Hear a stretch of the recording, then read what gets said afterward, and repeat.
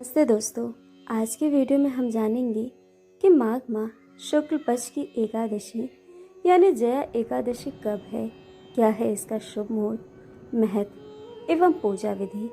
साथ ही हम सुनेंगे जया एकादशी की व्रत कथा। आइए जानते हैं हम ये सब विस्तार से। जया एकादशी माघ महीने के शुक्ल पक्ष की एकादशी को मनाई जाती है। यह व्रत 20 फरवरी को रखा जाएगा। इस दिन भगवान विष्णु की पूजा के साथ ही पूरी आस्था और श्रद्धा से उनका व्रत किया जाता है और शाम को पूजा करके लोग फलाहार करते हैं। जया एकादशी के व्रत का पारण अगले दिन द्वादशी तिथि में किया जाता है। जया एकादशी को लेकर यह मान्यता है कि ऐसा करने से माँ लक्ष्मी और भगवान विष्णु का आशीर्वाद मिलता है और सभी दुखों से मुक्ति मिलती है। आइए जानते हैं कि कब है जया एकादशी। जया एकादशी का व्रत 20 फरवरी को रखा जाएगा।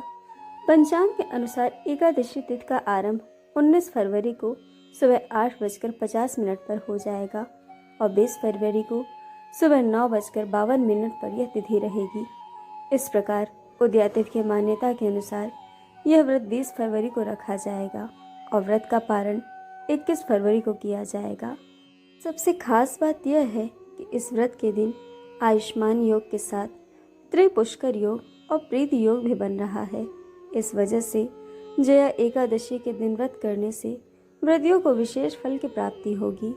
भगवान विष्णु के आशीर्वाद से उनके घर में कभी धन धान्य की कमी नहीं होगी। अब आइए हम जानते हैं जया एकादशी व्रत का महत्व।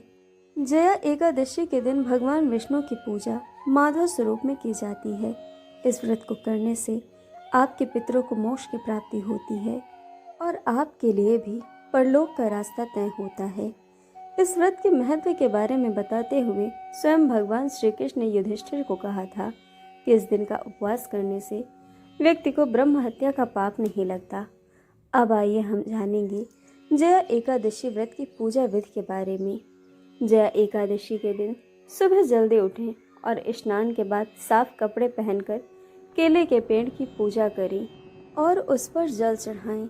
इसके बाद पूजा करके भगवान विष्णु को पीले फल, पीले मिष्ठान और पीले वस्त्र दान करें। भगवान की धूप दीप से आरती करें और तुलसी दल के साथ पंचामृत का भोग लगाएं। भगवान विष्णु के मंत्रों का जप करें और माँ लक्ष्मी का पूजा करें। जया एकादशी के व्रत की कथा का पाठ करें। इस दिन अनाज और फलों का दान भी करना चाहिए। अब आइए हम सुनते हैं जया एकादशी की व्रत कथा। धर्मराज युधिष्ठिर बोले, हे भगवान, आपने माघ के कृष्ण पक्ष की षटतिला एकादशी का अत्यंत सुंदर वर्णन किया। आप स्वेदज, अंडज, उद्विज और जरायुज चारों प्रकार के जीवों के उत्पन्न, पालन तथा नाश करने वाले हैं। अब आप कृपा करके माघ मास शुक्ल पक्ष की एकादशी का वर्णन कीजिए। इसका क्या नाम है, इसके व्रत की विधि क्या है और इसमें कौन से देवता का पूजन किया जाता है। श्री कृष्ण कहने लगे कि हे राजन, इस एकादशी का नाम जया एकादशी है। इसका व्रत करने से मनुष्य ब्रह्म हत्या आदि पाप से भी मुक्त हो जाता है और यहाँ अपने जीवन लीला समाप्त करने के बाद मोक्ष को प्राप्त करता है तथा इसके प्रभाव से भूत, पिशाच आदि योनियों से मुक्त हो जाता है। इस व्रत को विधि पूर्वक करना चाहिए। अब मैं तुमसे पद्म पुराण में वर्णित इसकी महिमा की एक कथा सुनाता हूँ। देवराज इंद्र स्वर्ग में राज्य करते थे और अन्य सभी देवगण सुखपूर्वक स्वर्ग में निवास करते थे। एक समय इंद्र अपनी इच्छा अनुसार नंदन वन में अप्सराओं के साथ विहार कर रहे थे और गंधर्व गान कर रहे थे। उन गंधर्वों में प्रसिद्ध पुष्पदन तथा उनकी कन्या पुष्पवती और चित्रसेन तथा उनकी स्त्री मालिनी भी उपस्थित थी। साथ ही मालिनी का पुत्र पुष्पवान और उसका पुत्र माल्यवान भी उपस्थित थे। पुष्पवती गंधर्व कन्या माल्यवान को देखकर उस पर मोहित हो गई और माल्यवान पर काम बाढ़ चलाने लगी। उसने अपने रूप, लावण्य और हाव भाव से माल्यवान को वश में कर लिया। हे राजन, वह पुष्पवती अत्यंत सुंदर थी। अब वे इंद्र को प्रसन्न करने के लिए गान करने लगे, परंतु परस्पर मोहित हो जाने के कारण उनका चित्त भ्रमित हो गया था। इनके ठीक प्रकार न गाने तथा स्वर ताल ठीक नहीं होने से इंद्र इनके प्रेम को समझ गया और उन्होंने इसमें अपना अपमान समझकर उन्हें श्राप दे दिया। इंद्र ने कहा, हे मूर्खों, तुमने मेरी आज्ञा का उल्लंघन किया है, इसलिए तुम्हारा धिक्कार है। अब तुम दोनों स्त्री पुरुष के रूप में मृत्यु लोक में जाकर पिशाच रूप धारण करो और अपने कर्म का फल भोगो।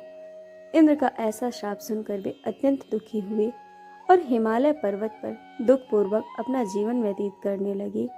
उन्हें गंध, रस तथा स्पर्श आदि का कुछ भी ज्ञान नहीं था। वहां उनको महान दुख मिल रहे थे। उन्हें एक क्षण के लिए भी निंद्रा नहीं आती थी। उस जगह अत्यंत शीत था, इससे उनके रोंगटे खड़े रहते और मारे शीत के दांत बजते रहते।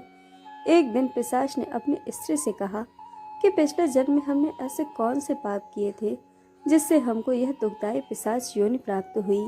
इस पिशाच योनि से तो नरक में दुख सहना ही उत्तम है, अतः हमें अब किसी प्रकार का पाप नहीं करना चाहिए। इस प्रकार विचरण करते हुए वे अपने दिन व्यतीत कर रहे थे। दैव योग से तभी माघ मास के शुक्ल पक्ष की जया नाम की एकादशी आई। उस दिन उन्होंने कुछ भी भोजन नहीं किया और न कोई पाप कर्म ही किया, केवल फल फूल खाकर ही दिन व्यतीत किया और सायं काल के समय महान दुख से पीपल के वृक्ष के नीचे बैठ गए। उस समय सूर्य भगवान अस्त हो रहे थे। उस रात को अत्यंत ठंड थी, इस कारण वे दोनों शीत के मारे अति दुखित होकर मृतक के समान आपस में चिपटे हुए पड़े रहे। उस रात को इनकी निद्रा भी नहीं आई। हे राजन, जया एकादशी के उपवास और रात्रि के जागरण से दूसरे दिन प्रभात होते ही उनकी पिशाच योनि छूट गई।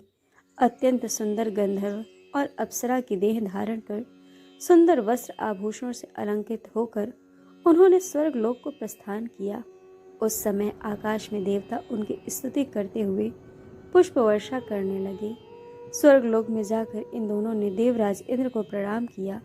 इंद्र इनको पहले रूप में देखकर अत्यंत आश्चर्यचकित हुए और पूछने लगे कि तुमने अपने पिशाच योनि से किस तरह छुटकारा पाया, सो सब बतलाओ। माल्यवान बोले, हे देवेंद्र, भगवान विष्णु की कृपा और जया एकादशी के व्रत के प्रभाव से हमारी पिशाच देह छूटी है।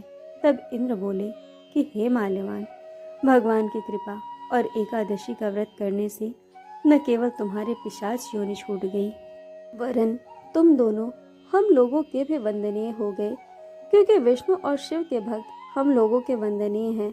अतः आप धन्य हैं। अब आप पुष्पवती के साथ जाकर विहार करो। श्री कृष्ण कहने लगे कि हे राजा युधिष्ठिर, इस जया एकादशी के व्रत से बुरी योनियां छूट जाती हैं। जिस मनुष्य ने इस एकादशी का व्रत किया है उसने मानो सब यज्ञ, जप, दान आदि कर लिए। जो मनुष्य जया एकादशी का व्रत करते हैं वे अवश्य ही 1000 वर्ष तक स्वर्ग में वास करते हैं। तो दोस्तों, इस प्रकार माघ मास के शुक्ल पक्ष की एकादशी यानी जया एकादशी की व्रत कथा पूर्ण हुई। कथा आपको कैसी लगी यह हमें कमेंट करके जरूर बताइएगा और चैनल को सब्सक्राइब, वीडियो को लाइक शेयर करना बिल्कुल मत भूलिएगा। वीडियो देखने के लिए आप सभी का बहुत बहुत धन्यवाद।